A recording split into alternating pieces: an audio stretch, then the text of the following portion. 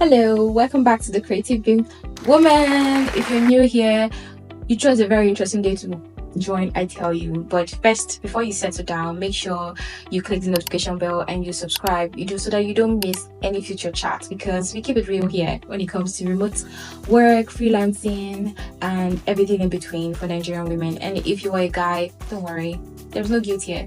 Pull up a chair. Let's talk. So today we're gonna do something a little bit different, make it a little bit fun.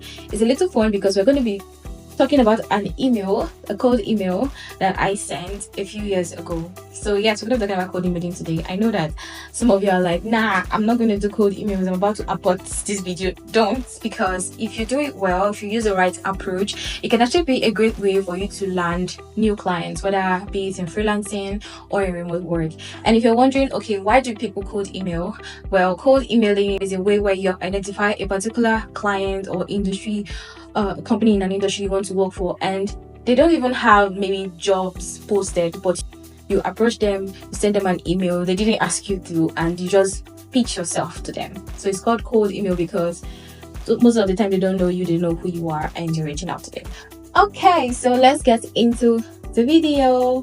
So I'm going to be putting on the screen for you the email that I sent a few years ago. I have changed out the names and the name of the company just to protect the innocent, but the rest of the text, the rest of the content is exactly as I wrote it. So I'm also going to be, while you're looking at it on the screen, I'm also going to be looking at my screen here so that I can read out the email for you. So what we're going to do is I'm going to tell you what worked, because this email got me responses and I used the same approach, not like the same email for every other person, but I used the same approach. I employed this email for other clients and it worked. So we're going to talk about the things that worked in the email, the things that I would improve on now because this is dated. This was like a couple of years ago, so some things that we need to make better. And you can now see how, from the lessons I'm going to be sharing with you, how you can apply that to your own cold emailing tactics. Okay, so let me just quickly read out the email for you. So the subject line says, copywriter, that's the skill I'm offering, who is so impressed with sugar. So I changed out the name of the company with Sugar, SHUGA, and that is like the name of the brand. So the email, hey Michael, I just wanted to take a brief moment to gush about Sugar. Being able to make it easy for clients to regularly book and pay you easily, to have the tools to make that work, to give entrepreneurs or solopreneurs like me peace of mind is mind-blowing and humbling at the same time. And Sugar plays a pretty big role in making that happen for a lot of talented people. Which got me thinking, people love this app. It's an awesome tool. I would love to work with people that make it so good. So I thought to check in. I am a conversion copywriter and brand storyteller. Are there any copy projects on your to-do list for this quarter I can help with? I would love to chat. Cheers, blessing. P.S. You can learn more about me here. And then I left the link to my portfolio site. And that's the email I sent. So let's break it down. And from these, I'm going to be giving the 5 do's and don'ts of cold emailing. So the first do is, do be specific with what you offer. As you can see in this email, I introduced myself as a conversion copywriter and brand storyteller, and it worked because from there the email recipient, which is the client, was able to know that, okay, I am a copywriter and I specialize in brand storytelling and writing copy that converts, conversion copy. And if I'm going to send the same email now, I'm going to rework that first section where I said, where I introduce myself as, I am a conversion copywriter plus brand storyteller, almost towards the end. I'm going to rephrase that and say, I'm a conversion copywriter specializing in creating compelling app store descriptions and user onboarding copy that turns downloads into active users. Because at that point, that was what the app was doing. So the app was going to have onboarding copy, but that wasn't like so robust at the point, and there were some descriptions on their app store that wasn't so clear. So I already recognized that need, but I didn't mention it in this email. So if I'm going to rewrite this email, I would make sure that I call this out to let them know what I specialize in, so that they know that, okay, this girl knows what she's talking about. I want to hear what next she says. You get it? because being specializing here is that you have to be specific about the offers, the services that you offer, because it just helps the email recipients immediately understand, okay, what do you bring to the table when they get to see your email. The next thing is make sure you personalize your email. And this is where I would say don't copy and paste the same email for every client you're sending a code email to, and then you just change out the names and name of the brand. It's not going to hit.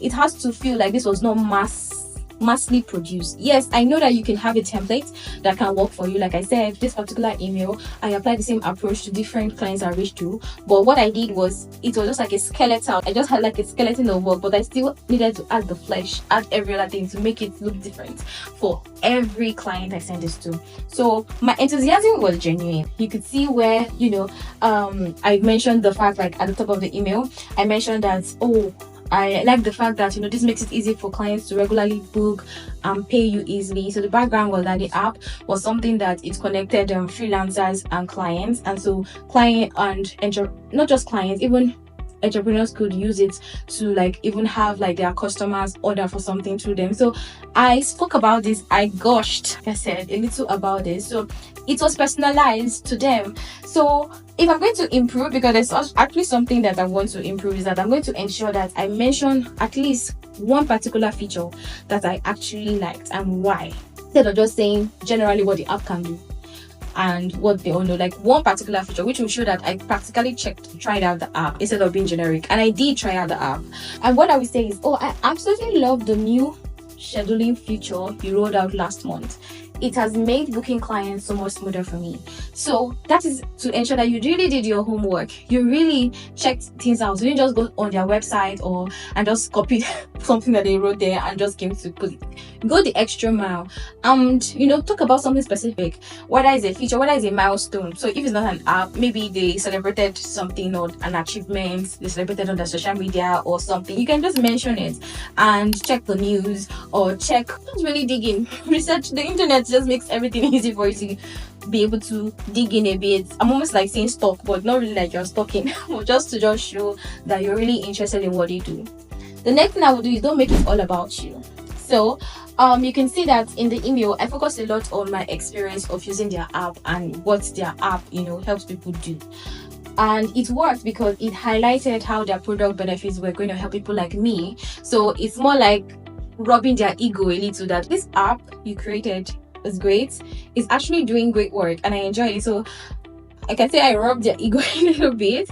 And if I'm going to improve what I said like about it, I'm just going to, instead of sharing my thoughts like I did, I'm actually going to address how I can help them solve a specific problem. So maybe I noticed like a little issue, I'm going to talk about it and how it can be better. Or maybe I noticed that they were not doing so well in a particular area and I know how I could help them do it. And this is where I want to talk about the idea a little bit more. So I would say something that I noticed that while your app is fantastic, your blog hasn't been updated recently.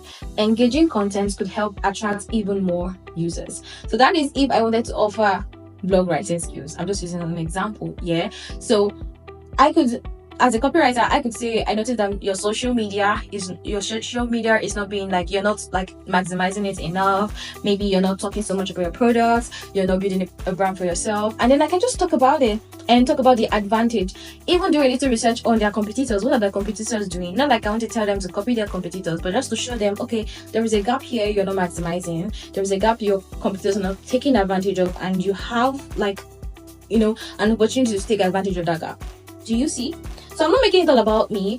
I can just in one sentence or two sentences just say what I noticed. Okay?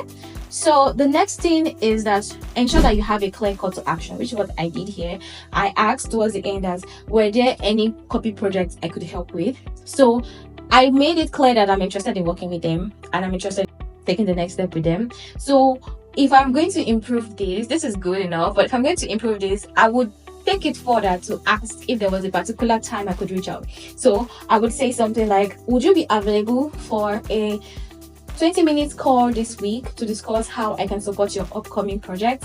So instead of just asking, are there any corporate projects I can help with, and ending it there, which is okay, I can take it up to even tell them that, I'm available for a 15 minutes chat or for a 20 minutes chat this week. I'm giving an opportunity to tell me, oh, I'm not available this week. What about next week?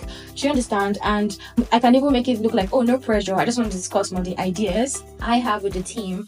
And then from there, it's up to you to know if you want to hire me to do the job or not. So it's just like a fun dance of how you just know how you can play all of these together for each, code email you're sending out. And then the most important point is don't give up after one email. I know after sending this email, I waited a week and then I sent a follow-up email, and that's something that I did for other code emails I sent out. Some I got a response after the first follow-up, some it was after the second follow-up, some was after the third follow-up, some I never got any response. So you need to know that you just have to be good with your follow-up strategy. And there are people that they have time trackers, and I'm already working on something like that. So just look out, because I'm working up on tools that can help you to really stay on top of your game when you're taking out time to look out for opportunities like this. So just keep your ears to the ground. All right, so this kind of thing is that don't be discouraged if you don't get any response after the first, second, third, fourth follow-up. Some even have like a way that within 6 months they plan up their follow-ups until maybe the client reaches out and say, oh, we're not taking any opportunity at this moment to get back to you, or oh, sorry, we don't want to work with you, something like that. So some really plan this out to get to a point where you just naturally let it go. And some within 2 months, 3 months, they get a response. There was even one that I sent an email to, and they told me, oh, they were on vacation, so they didn't get to see my email, and so it got buried. And so me sending that follow-up pushed my email in that same thread. So what I mean in that same thread, the same email I sent, I just clicked reply all. So my email just fell in the same thread. It wasn't like different emails. So it was like I was following up on my email, and it made it easy to find. So that is enough of tearing down my email. I hope you learned some things from this and you can apply it in your next code email. So let me know your code emailing stories, whether it's horror story, whether it's funny story. Let me know in the comments. Let me hear some of the tips that have also worked for you. I'm also here to learn as well from you. I will see you in the next video. Make sure you stay safe. Bye.